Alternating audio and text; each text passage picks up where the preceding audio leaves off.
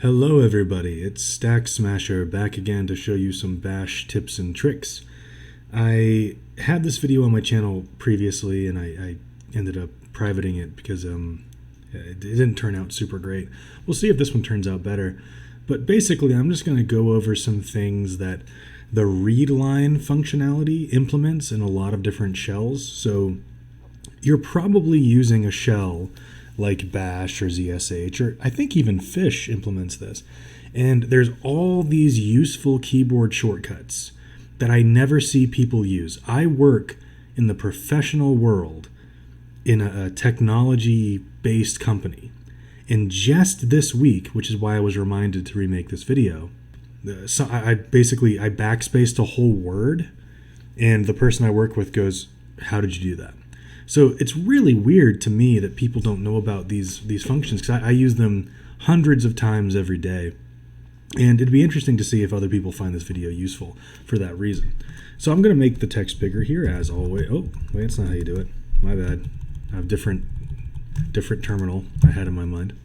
So basically, we're just going to do a couple of simple commands here on the command line. So let's do something like, first of all, let's cd into this directory where I have my notes. And from here, I don't know, let's do something, well, I guess ls is fine, isn't it? Let's string a couple commands together though. Let's do ls, echo, lol, whatever. Fine, okay, basic command on a command line. I'm going to show you a couple of different tricks, again, keyboard shortcuts for kind of navigating. We're going to start with navigation. We'll move on to other stuff from there.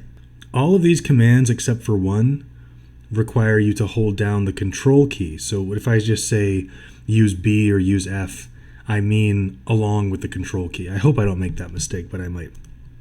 If I want to navigate backward through the command line, through the command on the command line, one character at a time, I can do Control B. As you can see there, that's Control B. If I want to go forward, I can do Control F, right? If I want to jump to the beginning of a line, I can do Control A. If I want to jump to the end, I can do Control E. Okay, I think I actually feel like I need to make this. This is it's super important. You can see my highlighted cursor here, so I'm hoping this is useful. Let's make it even bigger. Why not? Control B to go back, Control F to go forward, Control A to go to the beginning, A just because it's the first letter of the alphabet, and Control E for the end to go to the end. Obviously, Control B stands for back, Control F stands for forward. So that's pretty straightforward, right? Navigating across the command line in pretty much as a simple way as possible. There's another command that might work for you, Control X. That normally, in my terminal, I actually don't know why, but in my terminal, it highlights the entire line. I don't have a clue why. In my other terminals, so I'm using ST here, but I've used Alacrity in other cases, Control XX, which is what I just typed, that takes you to the most recent spot. So if you start at the end of a line, then hit Control A, Control XX will just take you back to the end of the line. Not as useful, but I don't know why ST handles that differently. It seems to be a problem with the terminal. Maybe it's not. Maybe it's something deeper in Linux that I'm just not aware of, but seems to be a difference in terminals. Okay, so all that stuff is pretty easy, right? Straightforward. If I do this, echo 3, echo 2, echo 1, to seek in my history for a command I've typed, I can hold Control and press P for previous.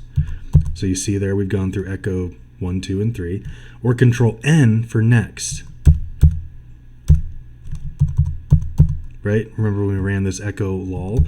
Now, I'm basically just hitting Control P for previous, Control N for next to find those. And of course from there you can just execute whichever one you want. If you want to take it a step further, you can use Control R. Control R, this is reverse image search. What am I talking about? Reverse searching of a command. So if I were to type echo, you would see one of the recent echo commands come up. I can actually hit Control O to just execute this. Or I can hit Control T to, let me do another reverse search here. Get out of here. Control T just puts it on the command line without executing it. So from there I can edit the command. So if I have like I don't know, some complicated command I could just hit Control T and then go back and edit it in whatever way I wanted. Of course, won't make a difference here, but so you get that. Also, I should say Control L is how you clear the terminal. I guess I should have mentioned that before. I do that all the time. Don't even think about it. Another interesting trick for bash output is Control Q and Control S. If you ever want to play a prank on your buddy, use Control S. So what this does, let's say I export a variable equals 0, sum equals 0. And then I want to export sum equals, let's do some math here, sum plus 1, and then let's echo sum. I think this will work. Yeah, okay, cool. So I'm basically just incrementing this environment variable. If I put this in a while loop, while 1, meaning it just runs forever, nope, that won't work. Oh, see, I just tried to use Control X. That won't work either.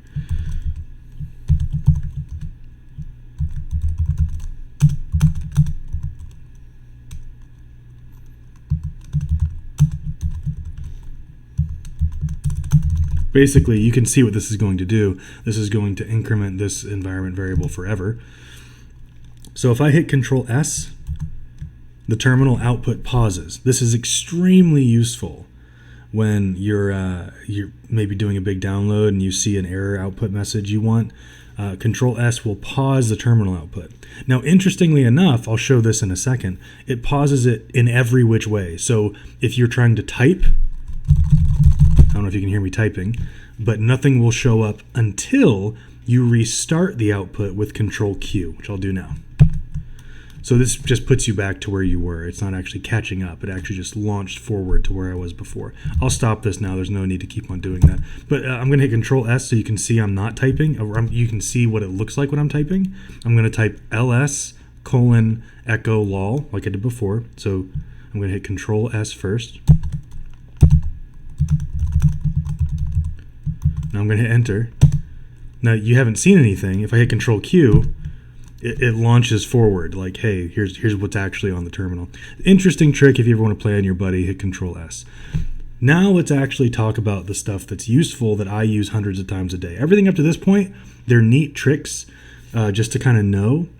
If your application is implementing Readline, you can do all these things. In fact, I think like if you're in a Python shell, anything that implements Readline, this will work as well. If I just did like, I don't know, a times 25. Can I go to the beginning? Yeah, okay. Everything works as expected. But you get my point. These are just kind of neat tricks, but these next ones are actually really, really useful. I use them, like I said, hundreds of times a day. They're for editing commands on the command line that are currently in your prompt.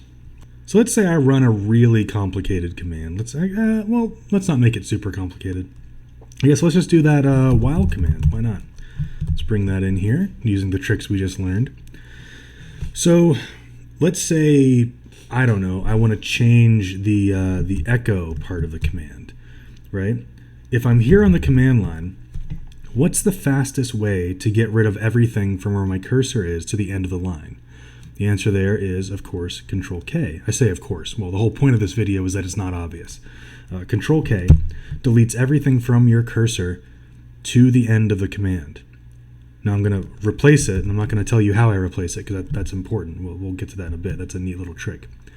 If I want to change, let's say I'm here, and I want to change the word sum to a different variable, I could hit Control W, and I could change that to, I don't know, value, whatever. I'm going to change it back to sum because sum actually works here.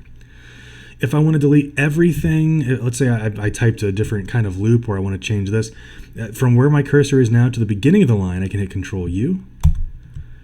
And then again, I'll replace it with this magic trick I'm going to reveal in a second.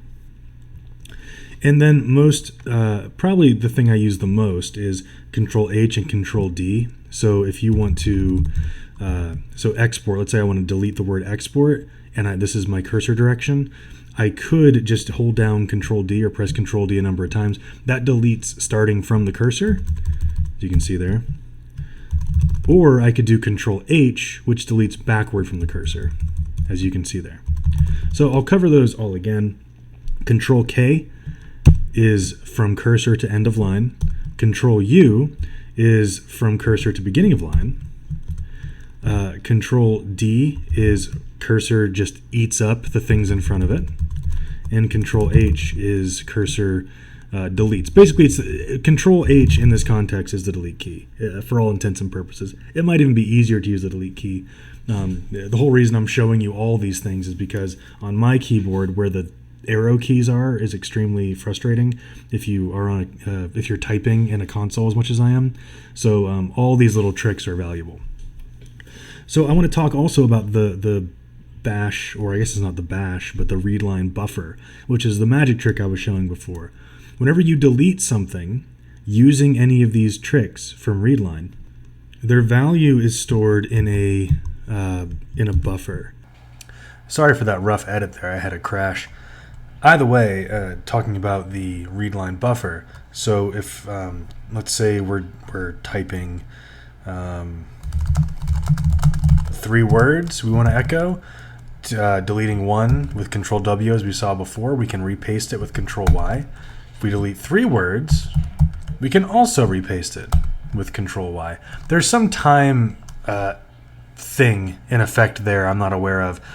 Basically, if I hit Control W and then wait too long and then Control W again, it will only paste 1 word. I'm not sure what the actual how that's configured, where it's configured, but this is super valuable knowing this Readline Buffer. Anything you delete most recently is stored in that buffer. A time where this has been useful to me most recently at my job is we were doing something with Docker. I won't actually use Docker commands, but let's just say I wanted to run a command that was echo lol. But then I needed to check a configuration file. I could hit Control U, cat notes.txt, or let's make up a fake file. And then after that, Control Y again, and the thing in the buffer just returns to the terminal. This is extremely valuable. Now the last thing I want to show you is the exact same thing as Control W with one minor exception. So if I do something like this, let's say I do ls directory dir obviously a fake directory, it's not gonna be real. If I Control W that, the entire directory is gone. If I just use Control Y to bring it back, if you want to go to the most recent, I guess, alphanumeric character, not punctuation character or other characters, you can use your meta key backspace, which in my case is Alt backspace, but I've been on a machine where I've had to do Shift Alt backspace before, so just be aware this might change. So if I want to go back to the period, where asdf.jpg, the period in that .jpg, Alt backspace will work. If I want to go back to the /, obviously, you get it, right? And of course all that will paste back with Control Y as well. So Control W to delete the whole word, or Alt backspace, or whatever your meta key is. Again, you might have to hold Shift for this. That's happened to me before. To go to the most recent alphanumeric or non-alphanumeric character, right? That's simple. That's really useful if you're just trying to change directories in a output or a command, I guess. Anyway, that's it for me. Thank you, everybody. I appreciate it. As always, leave a couple comments. I love whenever you guys do. Let me know if this is useful. Otherwise, I will talk to you again soon.